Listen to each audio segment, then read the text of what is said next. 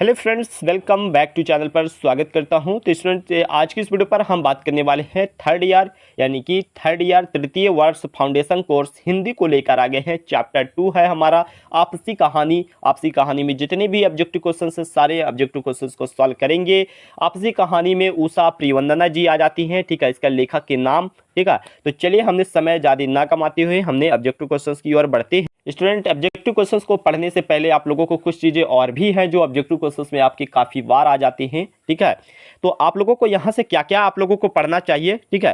तो आप लोगों को बता दूं, तो सबसे पहले आप लोगों को यहाँ पर आपसी यानी कि लेखक का आपका नाम पता होना चाहिए। उषा प्रियवंदना जी से कई बार यहाँ से क्वेश्चन बनता है।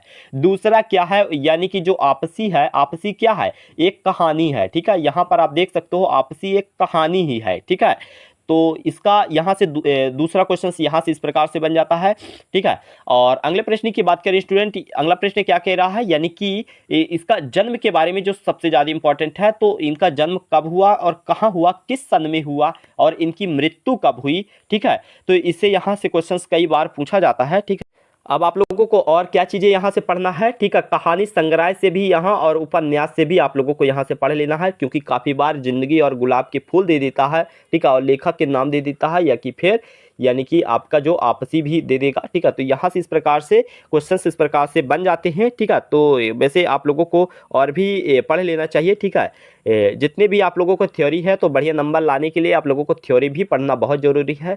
लेकिन सबसे ज़्यादा इंपॉर्टेंट है आप लोगों को इसमें से ऑब्जेक्टिव क्वेश्चंस को पढ़ना बहुत ज़रूरी है, ठीक है। यहाँ पर स्टूडेंट, यहाँ पर आप देख सकते हो, ठीक है। चलिए हमने ऑब्जेक्टिव क्वेश्चंस को सॉल्व करते हैं, ठीक है। पहला प्रश्न क्या कह रहा है स्टूडेंट, यहाँ पर आप देख सकते हो, यानी कि आपसी के लेखक कौन है। तो इसका राइट आंसर क्या हो जाएगा स्टूडेंट, इसका राइट आंसर हो जाएगा उषा प्रियवंदना जी, जैसे कि मैं अभी आप लोगों को बताया था। दूसरा प्रश्न क्या कह रहा है, यानी कि आपसी कहानी के प्रमुख पात्र कौन है, यानी कि गजाधर बाबू जी है, ठीक है। इसका राइट आंसर ऑप्शन स नंबर हो जाएगा। अगले प्रश्न की बात करें स्टूडेंट, यानी कि गजाधर बाबू के कुल कितने बच्चे थे। जिसके कुल सब टोटल 4 बच्चे थे, ठीक है।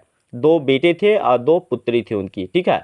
तो इसका राइट आंसर यही हो जाएगा, ठीक है। अगला प्रश्न की बात करें, अगला प्रश्न कह रहा है स्टूडेंट, यानी कि गजाधर बाबू किस नौकरी से रिटायर हुए थे। तो वो रेलवे की नौकरी करते थे और वहां से रिटायर हुए थे। बाद में वो चीनी मिल में गए थे, ठीक है, चीनी मिल में गए थे और फिर वहां नौकरी बाद में करने लगे थे। गजाधर बाबू के बड़े बेटे का क्या नाम था स्टूडेंट, इसका बड़े बेटे का नाम नरेंद्र था। तो नरेंद्र नहीं बल्कि अमर था, ठीक है। नरेंद्र इसके छोटे बेटे का नाम था, ठीक है। तो इसका राइट आंसर ब नंबर हो जाएगा। अगले प्रश्न की बात करें स्टूडेंट, यानी कि गजाधर बाबू ने अपनी नौकरी में कितने वर्ष अकेले व्यतीत किए थे। तो इसका राइट आंसर क्या हो जाएगा, ऑप्शन ब नंबर, यानी कि 35 वर्ष, ठीक है।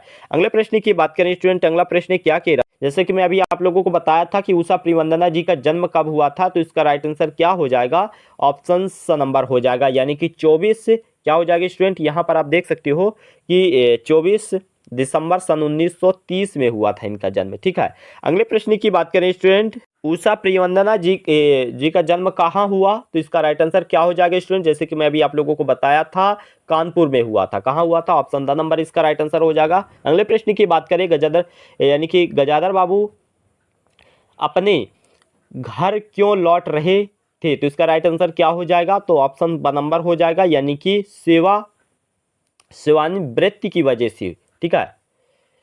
अगले प्रश्न की बात करें स्टूडेंट, अगला प्रश्न कह रहा है कि घर लौटने पर गजाधर बाबू ने क्या महसूस किया था। तो इसका राइट आंसर क्या हो जाएगा, ऑप्शन स नंबर हो जाएगा, वे वंचित मेहमान, यानी कि वे अवंचित मेहमान थे। क्या थे, वे अवंचित मेहमान थे। इसका राइट आंसर हो जाएगा। अगले प्रश्न की बात करें स्टूडेंट, अगला प्रश्न क्या कह रहा है, 11वां जो प्रश्न है, इनमें इनमें कौन सी चारित्रिक विशेषता गजाधर बाबू पर लागू नहीं थी। तो इसका राइट आंसर क्या हो जाएगा, ऑप्शन स नंबर हो जाएगा, यानी कि गुस्सैले नहीं थी, ठीक है। इसका राइट आंसर हो जाएगा। अगले प्रश्न की बात करें स्टूडेंट, अगला प्रश्न क्या कह रहा है, अगला प्रश्न कह रहा है स्टूडेंट, यहाँ पर आप देख सकते हो 12वां प्रश्न जो है, यानी कि गजाधर बाबू अपना घर छोड़कर वापस क्यों चले जाते।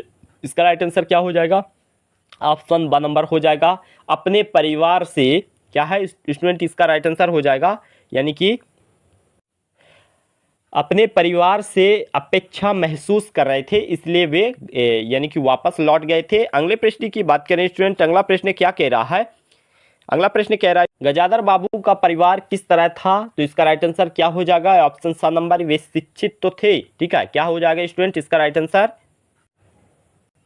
शहरी और मध्य वर्गीय के थे। ठीक है, शिक्षित, शहरी और मध्य वर्गीय के थे। ठीक है, अगला प्रश्न क्या कह रहा है, आपसी कहानी में गजदर बाबू यानी कि गजाधर बाबू की आपसी कहाँ होती है? तो इसका राइट आंसर क्या हो जाएगा? ऑप्शन आ नंबर हो जाएगा, यानी कि रेलवे की नौकरी से हो जाएगा। ठीक है, अगले प्रश्न की बात करें स्टूडेंट, अगला प्रश्न क्या कह रहा है, यानी कि गजाधर बाबू कैसे व्यक्ति थे? तो इसका राइट आंसर क्या हो जाएगा? ऑप्शन ब नंबर, यानी कि बहुत स्नेही और आकांक्षी थे। ठीक है, तो स्टूडेंट आज की इस वीडियो में हमने 15 क्वेश्चंस को ही सिर्फ सॉल्व करेंगे, फिर हम अगले इसका पार्ट दूसरा लेकर आएंगे। ठीक है, तो स्टूडेंट इस वीडियो को यहीं पर एंड करते हैं। यदि हमारी पुरानी वीडियो नहीं देखे हैं तो जाकर वहां से देख सकते हैं। मिलते हैं किसी अगले वीडियो पर। धन्यवाद।